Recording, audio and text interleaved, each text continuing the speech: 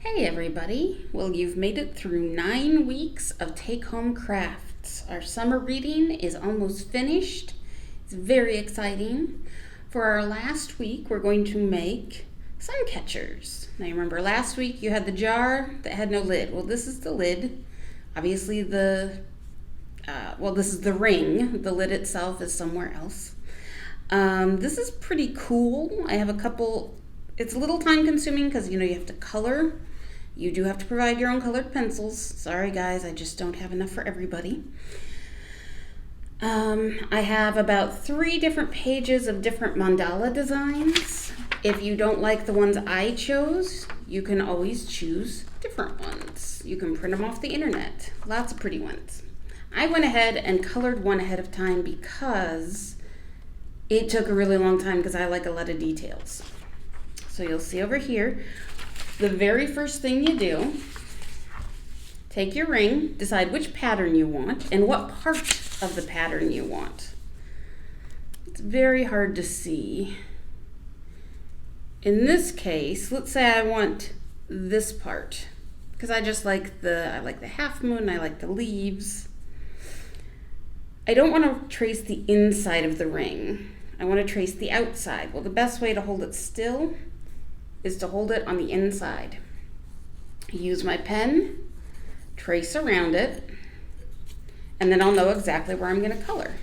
In this case, I did the fish. I traced around, and then I just colored where I marked, which I think actually has kind of a cool effect too. If you do tattoos, this could be a good way to do a cool tattoo. But it's up to you. Now, when I cut, I'm going to cut on the inside of my outer line because we have to kind of account for the thickness of the metal of the ring. So now normally when I cut stuff like this, I don't like to have a whole sheet of paper flopping around. That just irritates me, so we're going to get that out of the way. I'm going to cut just slightly on the inside of that line. And it's not going to be a perfect circle. That is okay.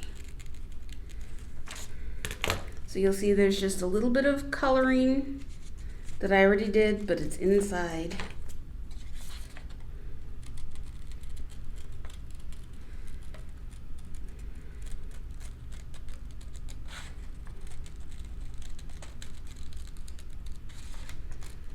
It's fun. This one is actually kind of a magic appear craft, I think. All right, so I have my circle. Set this guy aside. Now I'm going to take it and I'm going to set it in my lid. Make sure everything fits. It might be too big, it might be too small. Definitely in this case, too big is more of a problem.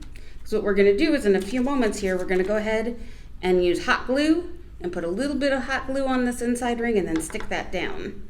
But before I do that, I'm going to make some magic happen. Now for this, you're going to want to use some kind of oil. Okay, if you use some kind of food oil like vegetable or avocado or olive oil, well, I wouldn't use olive oil because it's yellow and it's going to tint this paper. If you use a food-based oil, please keep in mind that it can go rancid over time. We had some essential oil sitting around, so I pulled the orange essential oil. You're going to have a couple Q-tips. I apologize for this all being so white. There's very little contrast at the moment, but here in a second. I also like the essential oil because I have a little more control over how much is coming out, which is not very much. But that's okay. So I'm just putting some oil on the Q-tip, and then I'm going to start coloring. So you can see as I color, as I put the oil on, it kind of turns the paper into a parchment type paper. And I'm getting more and more color as I go, which I think is really cool, which is why we wanted to do this craft. I'm giving you a couple Q-tips because I know I don't necessarily want to smell like, well, I don't mind orange oil, but If I were using avocado, I would not really want to smell like avocado oil, even though it doesn't have much of a smell. But it's such a pain to wash off.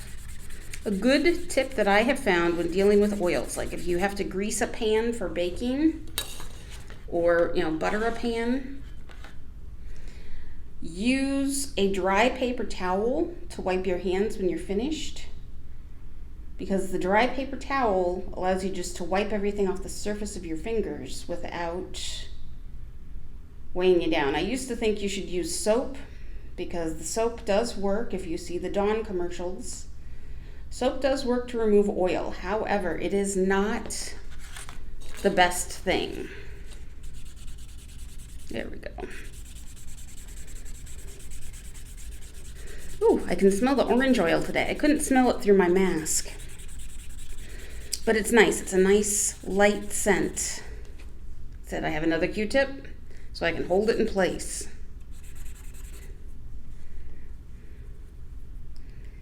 I think the thing about this craft that takes the longest is really the coloring of your picture. So if you don't choose one with a lot of details, you'll be done pretty quick. If you do choose something with a lot of details, it could take, I think these took me probably about 20 minutes to color in. All right. Now, when I did this originally, I had, see, it just looks paler because it's, now it's really stuck to the plate. Put the plate down because I didn't really want it to get on my mat. I like my mat even though it's old. You can blot this with a paper towel to kind of soak up any of the extra oil. That'll work really well. You can see on my paper plate there's a little bit of bleed through, which is also fine. That's just how that is. All right. Now, remember when you're putting something hot on something metal, the metal is going to heat up, okay? So be careful. Just use a little bit of glue. You have to wait for your heat gun to heat up. It was done like a second ago, and then I guess it turned itself off. Thank you, safety regulations. I very much appreciate you. All right. No, I actually do appreciate safety regulations. As someone who often injures herself through not paying attention to what she's doing, I very much appreciate it. So, as soon as this gets heated up a little bit, we're going to put just a little bit of hot glue on this inside ring. My stand got in the way. But do keep in mind, this could make the ring very hot to the touch. Okay? While that's still warm, you're going to take your little piece guy, stick it in. Yep, I waited too long, my glue dried. It's the only drawback to hot glue, is if it's not super hot, see? Really, I should do a class on what not to do and how not to injure yourself. And it would just all be outtakes of me doing these things and hurting myself. I have skills, yeah. Now when I made the original one, I used glue that was specifically for metal. So really it was that wood glue that we used for the trivet. Okay. It had to sit for 2 hours to dry, and that was kind of a pain. All right, you have a ribbon. I put 2 ribbons in every package. Some of them have sparkles and some of them do not. I'm going to put blob of glue at approximately the top. It's not 100% the top, because this ribbon's going to wrap all the way around and it's going to overlap. So maybe I want to put a little extra glue right there so that they stick. Oh, burn myself, yep. So the ribbon sticks to itself. And then you can see I made one end fancy. Doesn't really matter. Sometimes I just like being fancy. The way to do that, you fold your ribbon in half and you make a cut at an angle. That makes it, if you do it this way, upward from the center to the outside edge, you get what I think of as a bookmark. If you do it the other way, if you cut downward from the middle to the outside, you get a point. Okay, so I'm going to put a little dab right here, and that's how I'm going to create my hanging loop. I could glue this all the way flat if I want to, or I can just leave it to be a little extra. But now it is ready. Is that quick? Nice and quick. I am going to put a little more glue there. Turns out I am pickier than I thought. That's okay.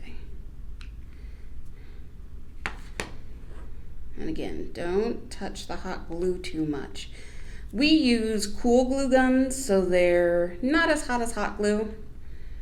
You're less likely to be injured. The other nice thing is it comes out really easy if you have to peel it off the metal.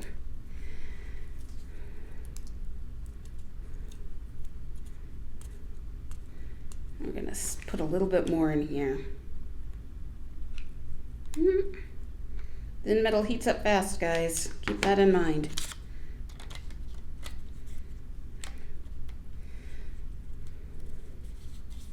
All right, so that's stuck in there good. We have our nice ribbons. Pull any of the loose glue strings off. And you are ready to hang this in your window. It makes a nice sun catcher. That's the thing that the oil does. It doesn't really make the paper wet, it makes it translucent. So by coloring with our colored pencils or crayons, it gets kind of a stained glass window effect. All right. Thank you guys so much for spending so much of your summer with me. Hopefully we'll be having some more crafts this way in the fall. Just stuff that you have around the house. I know we're going to have an Origami Wednesday starting sometime in September where we'll do just a few little origami animals. If you remember, we made the little fox guy. Well, we're going to make him some forest friends. Okay? Thank you guys so much. Have a great rest of your summer.